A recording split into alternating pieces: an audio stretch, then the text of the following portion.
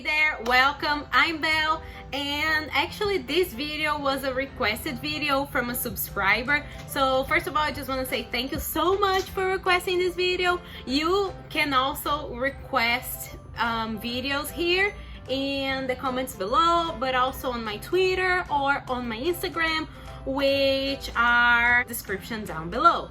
So yeah, today I'm gonna guide you guys when it comes to online classes, because with the pandemic we thought that we were going to teach online for a very short period of time, but that ended up not being the case at all.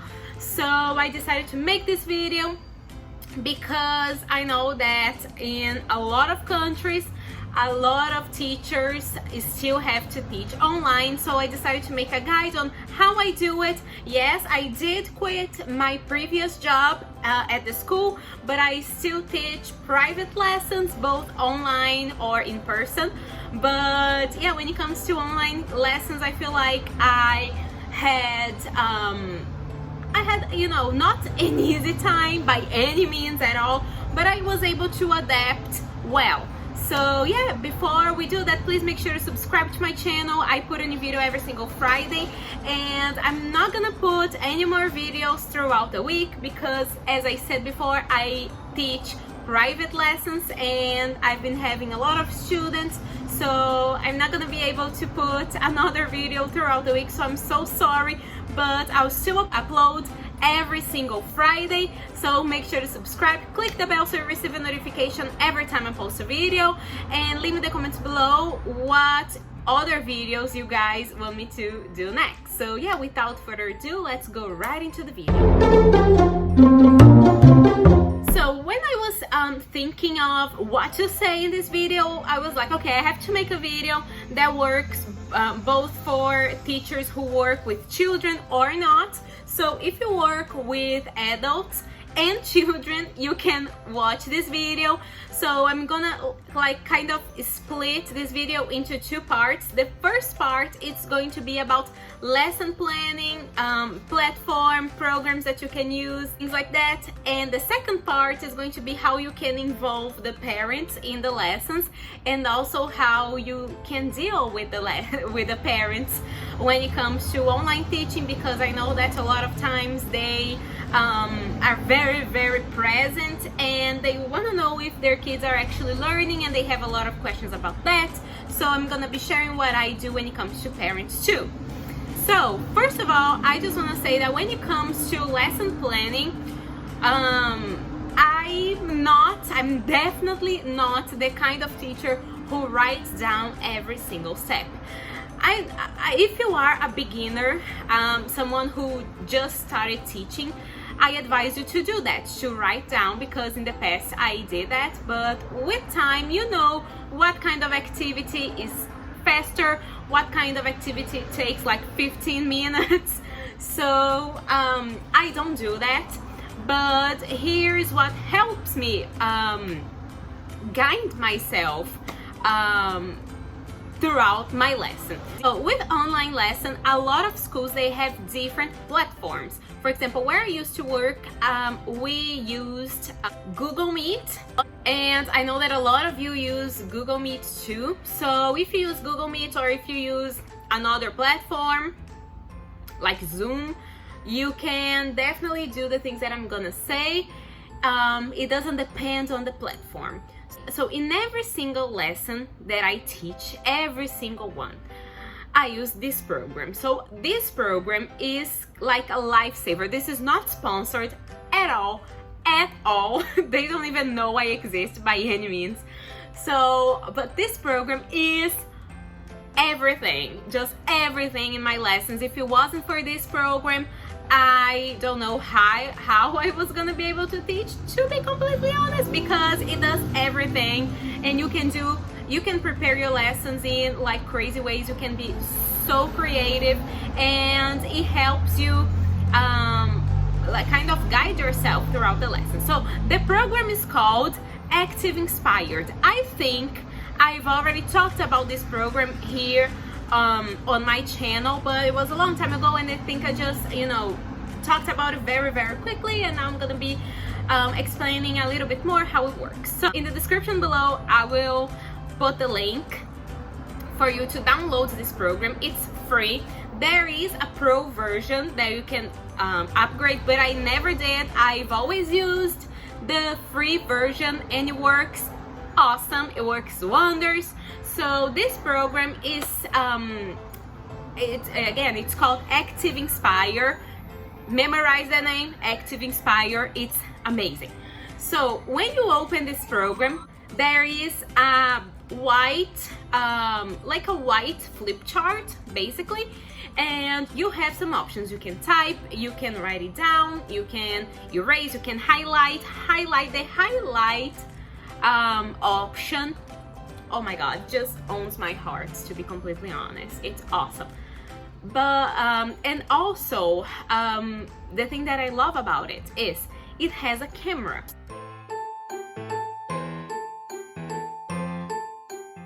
So with this camera, you can select any object. For example, if you teach from a book, I always use books when I teach. So I get the online version of the book, like in PDF or something. I open the program Activinspire. I click on the camera icon, and then I can select from the book, from the page of the book, the parts that I want to put there. And you might be asking yourself, okay, Isabel, so why don't you just show them the book?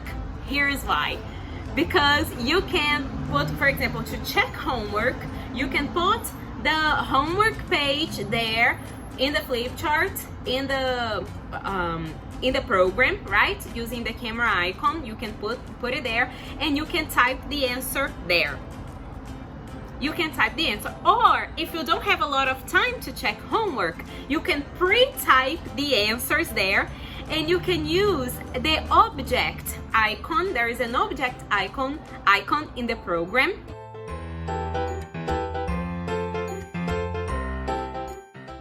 And you can use that to like kind of cover the answer. And then you can ask the students, okay, what's the answer for letter A? And they say the answer, and then you just move the object and the answer shows up because you pre-typed the answer under the object.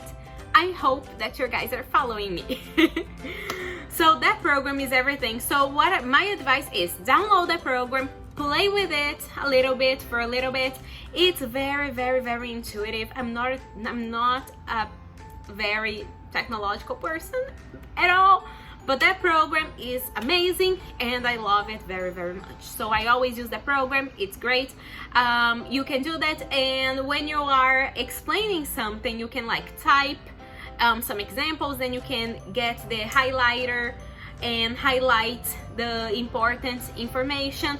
It's great. It's amazing. It's amazing. So I do that, and when I said that it helps me when it comes to guiding myself throughout my lesson, it helps me with that because you can like do the flip charts in order. So for example, the first flip chart is the homework correction. Second flip chart, and you can pass the pages, and you can go like if there is a student who arrived late and the student wants to copy homework, like check the homework in the end of the lesson, you can go back to the first flip chart and that student can copy homework and check their homework, see if it's correct. So for example, you can do that. You can do flip chart 1, homework correction, flip chart 2, contextualization, flip chart 3, I don't know, listening or reading activity, flip chart 4. And by doing that, you don't have to remember every single step. Like the lesson, the flip chart reminds you of what the next step is, if that makes sense. So I do that a lot. That helps me a ton with guidance. Not only with guidance, with organization, because it makes the lesson a lot more organized, and it's just really, really, really cool, really amazing.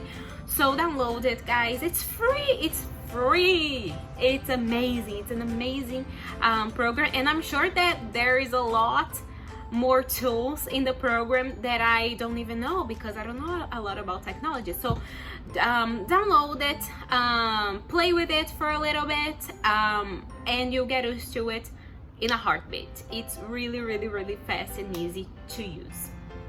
So yeah, I do that. And another thing that you can do to optimize your the communication, to optimize communication in an online lesson is, a lot of people were asking me, how do students like interact when their microphones are off?